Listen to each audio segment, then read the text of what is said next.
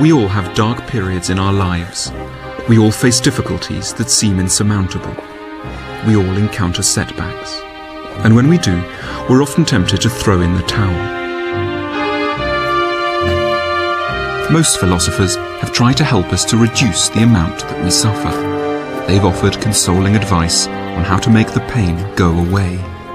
But there was one philosopher with a far more bracing take on the subject. Friedrich Nietzsche believed that all varieties of suffering and failure were to be welcomed by anyone seeking happiness. We should regard them as tough challenges to be overcome, in the same way as a climber might tackle a mountain. Almost alone among philosophers, he thought it was an advantage to have serious reversals in life. He wrote, "To those human beings who are of any concern to me, I wish suffering, desolation, sickness, ill-treatment, indignities, profound self-contempt, the torture of self-mistrust, and the wretchedness of the vanquished." And to understand what Nietzsche meant, it helps to scale one of his favorite mountains, Piz-Corvatsch, high in the Swiss Alps.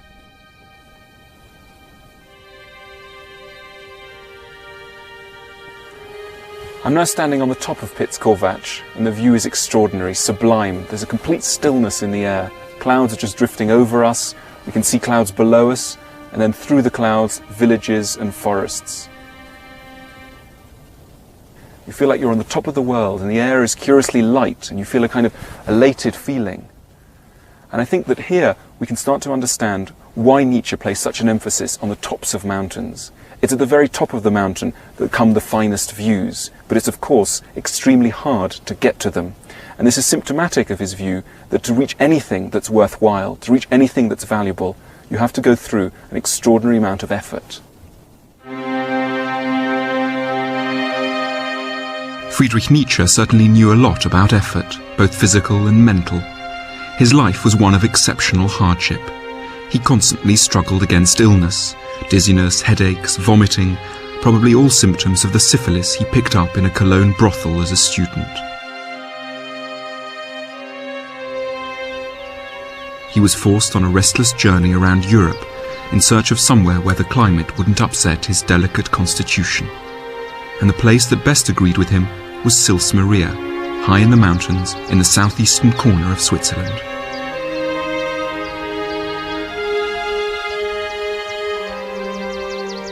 Nietzsche came here for the first time in June 1879 and immediately fell in love with the place. "I now have Europe's best and mightiest air to breathe," he wrote.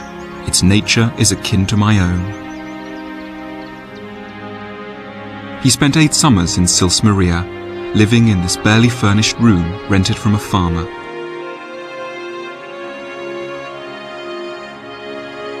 It was here that he worked on some of his most important books, including Thus Spoke Zarathustra, Beyond Good and Evil, and Twilight of the Idols.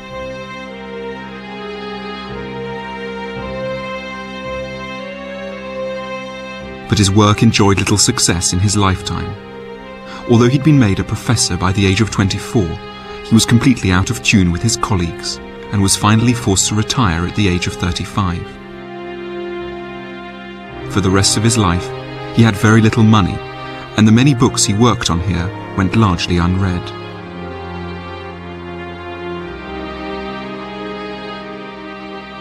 He lived a life of routine. He would rise at 5 in the morning, write until midday, and then take walks up the huge peaks that necklace the village. But he didn't just live amongst the mountains for the air and the nice views. The landscape he saw around him spoke to his deepest sense of himself and his work. Philosophy, he declared, is a voluntary living in ice and high mountains.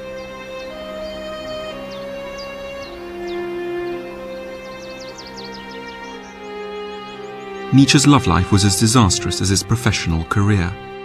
All his attempts to seduce women were in vain. Many were frightened by his large moustache, and he confessed to feelings of appalling loneliness. He wrote to a married friend, "Thanks to your wife, things are 100 times better for you than for me. You have a nest together. I have, at best, a cave."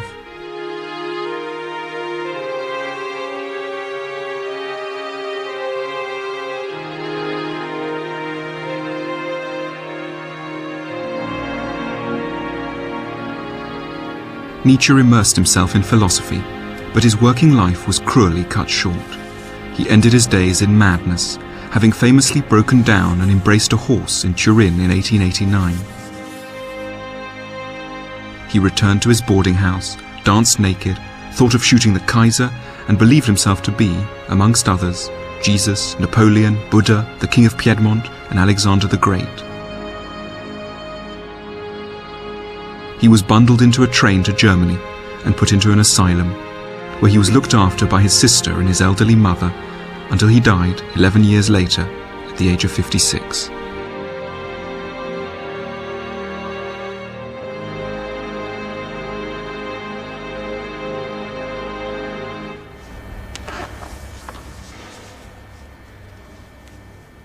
A key lesson that Nietzsche's life of hardship taught him was that any worthwhile achievement was born out of constant struggle and hard work. Though we sometimes suppose that success comes easily and naturally to some people, there was no such thing as a straight path to the top in Nietzsche's eyes. "Don't talk about giftedness or inborn talents," he wrote. "One can name all kinds of very great people who were not very gifted. They acquired greatness, they became geniuses. And they did so by overcoming difficulties." It's a lesson that the ballerina exemplifies. Monica Perego is a principal dancer with the English National Ballet. It takes a lot of work, also dedication. It's a job that you do for love, really. And basically it's just a lot of practicing the same step over and over again till you get it right and you make it seem effortless. And a lot of pain in the body, of course, because it's a lot of strain for the muscles. And pain on the feet, obviously, because you've got this lovely point shoes on, which look really nice, but they're quite painful sometimes. How much does it hurt? I mean, it's hard to imagine. Well, it depends. You go through phases, really, but you do get a lot of blisters, and you do get aches and pains all the time. All the time? Oh, yeah, pretty much, especially backs and, I mean, it's personal, but backs and calves, and that's the worst. And, of course, blister on the toes, and, you know, yellow nails. They sound disgusting. What's a yellow nail? Well, basically bruised nails. Right, bruised toenails. So, yeah. And do they bleed as well? Do your feet ever bleed? Well, yeah, just with blisters. I had actually 2 toenails coming off as well. Goodness me. And for example, we were at the Royal Albert Hall in June, and I've been off sick for a while, and I had to come back and go straight into Swan Lake rehearsal. And so my feet weren't used to it. So I had about 10 blisters on my toes, and I had to perform, you know, with like blood and, you know, loads of paddings and try to not to feel the pain. But of course, you always feel it. Nietzsche said that without pain, without going through pain, there could never be any gain, and that anything that's worthwhile doing in life is going to take you through some awful things. Do you think that's right? It's right in our career, for sure. Definitely. Because it is so straining, but the satisfaction at the end of a performance or at the end of someone's career, it's so amazing that no aches and pain would, you know, take that amazement away from it. You know, the pain was worth it. Oh yes, definitely.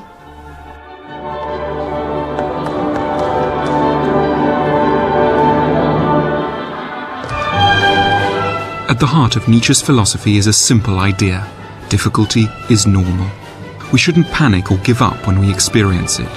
We feel pain because of the gap between who we are at the moment and the person we could ideally be. It's because we can't master the ingredients of happiness straight away that we suffer as much as we do. But Nietzsche didn't think it was enough just to suffer.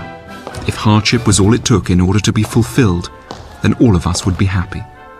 The challenge is to learn to respond well to suffering, perhaps to use it to create something beautiful. Friedrich Nietzsche was one of the few philosophers to speak of the virtues of hardship and failure. He thought that we could all potentially benefit from them. Paul Brown ran a drinks distribution company outside Manchester, which went bankrupt last year. He's now back in business, but the experience of failure changed his life for the better. As a person, do you think as you come in here every morning, do you think you're slightly different because you've had this experience? Yeah, I'm in earlier for a start. Yeah. But no, I don't let the little problems, I don't let them get on top of me. Yeah. You know, it's a little problem. You know, it'll go away. You don't take it into it's like massive, you know, like it's the end of the world. Yeah. You know, the end of the world happened, you know, a couple of months ago, and it failed, and suddenly there's a new world. So, well, it hasn't ended at all. So you don't think a problem is the end of the world, you know. So in a way, you don't panic as much because you think, well, I've been through the worst has happened, and I came through it. Yeah, you do, because you know it's not as bad. It really isn't as bad. You know, is what everyone makes out, you know. Yeah. Failing is horrible. I wouldn't like anyone to fail, but have the experience of failing. Have the feeling of the experience of failing, at least. You know, because that's horrible. But try not to fail, you know. But everyone fails, I suppose. Yeah. So. And yet, I don't know, I mean, I think something interesting that Nietzsche says is that we slightly live in a culture where failure is not spoken of. It's like there are these failures and sort of that's just this freakish thing that happens to a few people and let's not talk about them. And then there's success. But somehow the two are not brought together, and I think what's quite interesting is to think in every life, even a good life, even a successful life, is going to involve some failure at some level. Not necessarily a huge level, but at some level. Well, how would you be able to judge your success if you haven't failed? Yeah? Paul's experience in many ways confirms Nietzsche's analysis of the benefits of failure. However, Nietzsche's point is more subtle. He didn't think that having failed was in itself enough. All lives have failures in them. What makes some lives fulfilled as well is the manner in which failure has been met. It's a surprising fact about Nietzsche that for a time he wished to abandon the bookish life in favour of becoming a full-time gardener. The plan never really came off, but cultivating plants taught him an important lesson. Nietzsche thought that we should look at many of our problems like gardeners. Now, gardeners come across a lot of plants with very ugly roots. If we take this one, I think it's a particular monster. Look at that, fairly ugly. But what gardeners are able to do is to cultivate something that looks initially very ugly into something very beautiful. Look at this, rather stunning. And Nietzsche thought this was a kind of metaphor for what we should do in our own lives. That is, take situations that look initially very horrible, very dark, and grow out of them something beautiful. There's something very uplifting about Nietzsche's botanical view of our problems. Even our most negative, ugly, dark feelings can be cultivated to produce something fruitful, but it's entirely up to us to make this happen. Envy, for example, might just lead to bitterness, but could, if properly trained, spur us on to compete with a rival and produce something wonderful. Anxiety might make us panic, or it might blossom into an accurate analysis of what's wrong, and so to peace of mind. And that's why Nietzsche wished misfortune on his friends, because he believed that hardship was a necessary evil out of which, if these friends were skilled, they might be able to harvest beautiful things. Would you ever wish failure on your friends? No. The feeling of failure, yeah. Feeling of failure? The feeling of failure. Why? Because the feeling of failure is horrible, and the feeling of making it again afterwards, just it puts it into context on how bad it feels to fail. You know, so the feeling afterwards is so much better. Have you ever been to Naples? No. Okay, well, Nietzsche went to Naples, and Nietzsche says, in order to get great happiness from life, in order to harvest great happiness, you've got to live dangerously, he says. And he advises you to build your homes on the slopes of Mount Vesuvius, which is a slightly reckless thing to do. Reckless, but it's a beautiful view. You see the sea, you get a wonderful view. And that's kind of his, his idea that life's a risky business, and no pain, no gain. True, yeah. You've got to take a chance at some point, I think. Because if you don't take a chance, then how will you ever know? I mean, the views could be absolutely fantastic, but if you say to yourself, if it erupts, the problem's a landslide, well, you'll never know if the views are that good. And the views could, make up for that risk, that danger. If Nietzsche gave some thought to what some good responses to problems might be, he also castigated what were in his view the disastrous ones. One of the worst was to head for the pub.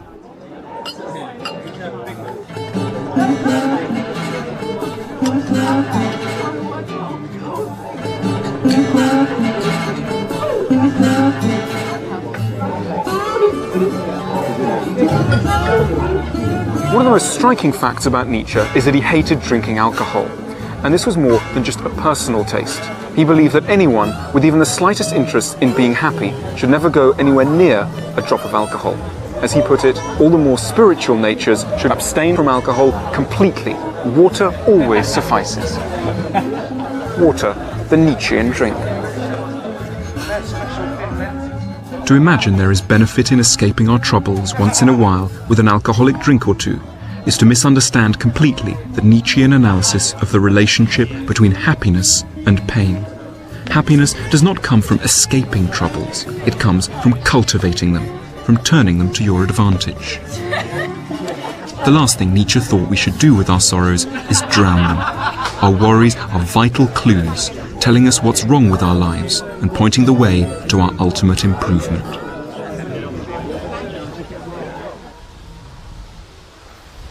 Nietzsche was born in the tiny village of Röcken in what used to be East Germany. His father was the parson, his deeply devout mother was herself the daughter of a parson. The philosopher adored his father, and must have been deeply shocked when he died suddenly when Nietzsche was only 4 years old. The loss was to haunt him throughout his life. One of his first actions when he finally earned a little money, after winning a court case against a publisher, was to buy a large headstone which now covers his father's grave. And on it Nietzsche had inscribed a quotation from the New Testament. Die Liebe höret nimmer auf. Love never ceases. A traditional Christian message. Even though Nietzsche loved his father deeply, even though he's buried in a Christian graveyard right next to his father, the pastor, Nietzsche had the greatest reservations about the kind of assistance that Christianity brings us when we're facing difficulties and problems.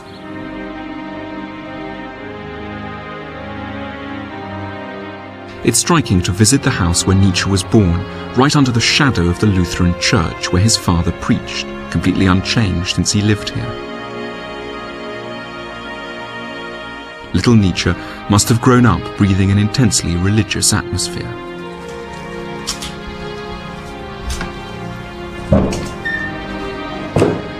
So it's very surprising to read the philosopher and find out what he had to say as an adult about his parents' religion. One does well to put gloves on when reading the New Testament. In the entire New Testament, there is only one solitary figure one is obliged to respect. Pilate, the Roman governor. And, quite simply, it's indecent to be a Christian today. Nietzsche was rather against Christianity for the same reasons as he was against getting very drunk. In the short term, going to hear a service in a Christian church may make you feel quite good in the same way as getting very drunk may make you feel quite good. But in the long term, Christianity, in Nietzsche's eyes, dulls pain. And in this way, it also dulls the energy that pain can give us to overcome problems and so reach real happiness. There are undeniably certain differences between a pub and a church, but Nietzsche insisted that there were great similarities between the consolation available in both places. It seemed to him that the New Testament tried to make us feel better by saying that many things we thought of as problems are not in fact problems at all, but rather assets. To anyone worried about being too timid, the New Testament advises, "Blessed are the meek, for they will inherit the earth." To anyone worried about not having any friends, the New Testament says, "Blessed are you when men hate you, when they exclude you and insult you." And to anyone who worries about not having enough money and who envies those who do, the New Testament has these soothing words. It's easier for a camel to go through the eye of a needle than for a rich man to enter the kingdom of God. Nietzsche took such words to be catastrophic. Like alcohol, Christian counsel might dull pain, but it will also weaken the resolve to overcome the problem from which the pain has arisen. So how would Nietzsche have preferred Christians to behave when faced with difficulties? Chiefly by not pretending that they didn't want the things that were difficult to get. Nietzsche had a host of difficulties. He was poor and sick and lonely. but he never behaved in the way that he had accused Christians of behaving. That is, he never declared that health and wealth and love were bad. He accepted that he didn't have them, partly by choice, partly by circumstance. But he did not deny his wishes. He did not deny his pain. And so it perhaps comes as no surprise to find in the parish records of his burial here in Röcken that the church authorities have written, beside his name, the words, "A known Antichrist."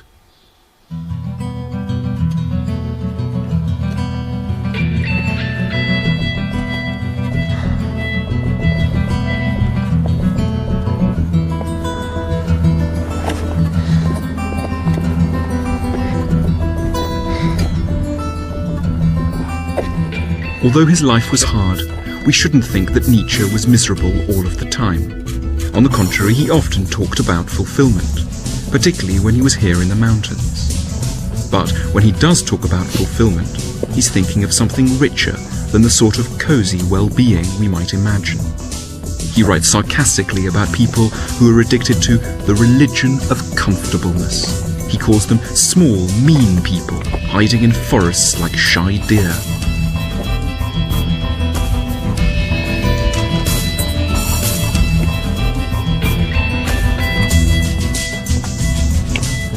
But those of us who dare to climb up above the tree line will see the views and breathe the air.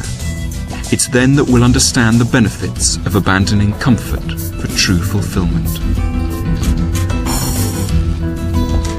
As Nietzsche famously said, "That which does not kill me makes me stronger."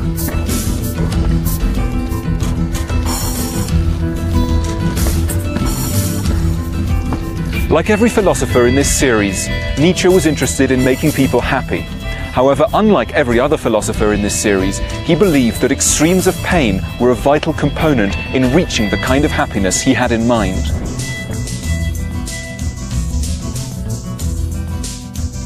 Not everything which makes us suffer is necessarily bad for us. Not everything which makes us feel good is necessarily actually good for us. To regard extremes of suffering as an evil, as something to be abolished, wrote Friedrich Nietzsche, is a supreme idiocy.